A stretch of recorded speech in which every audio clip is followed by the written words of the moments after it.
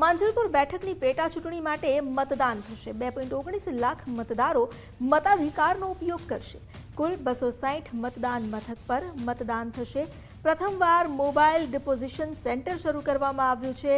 વરસાદની શક્યતા વચ્ચે વોટરપ્રૂફ ટેન્ટની પણ વ્યવસ્થા કરવામાં આવી છે। 1400થી વધુ પોલીસકર્મીઓ તૈનાત છે। સાંજે 6 વાગ્યા સુધી મતદારો મતદાન કરી શકશે। મતગણતરી 3 ઓગસ્ટે હાથ ધરવામાં આવશે।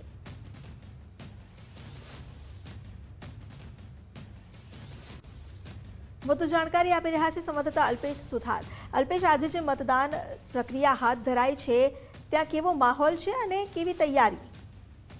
બિલકુલથી વહેલી સવારે 7 વાગ્યાથી મતદાનની પ્રક્રિયા છે તે શરૂ થઈ ચૂકી છે અને મોટી સંખ્યામાં મતદારો છે તે મતદાન મથક સુધી પહોંચી રહ્યા છે।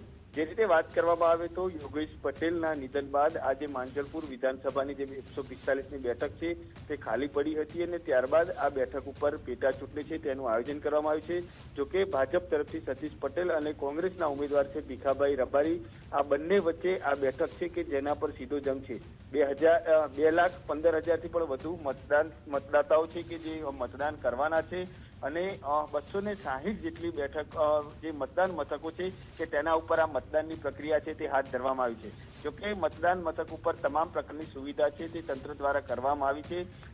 વધુ મતદાન થાય તે માટે પણ તંત્રએ એક પહેલ છે તે હાથ ધરી હતી અને હાલ જે રીતે વહેલી સવારથી જ મતદાનની પ્રક્રિયા છે તે શરૂ થઈ ચૂકી છે અને હવે સિનિયર સિટીઝન હોય અથવા તો યુવાનો હોય, આ તમામ લોકો છે કે જે એક બાદ એક મતદાન મથક સુધી પહોંચી રહ્યા છે અને આ જે પોતાનો મત છે તે નોંધાવી રહ્યા છે।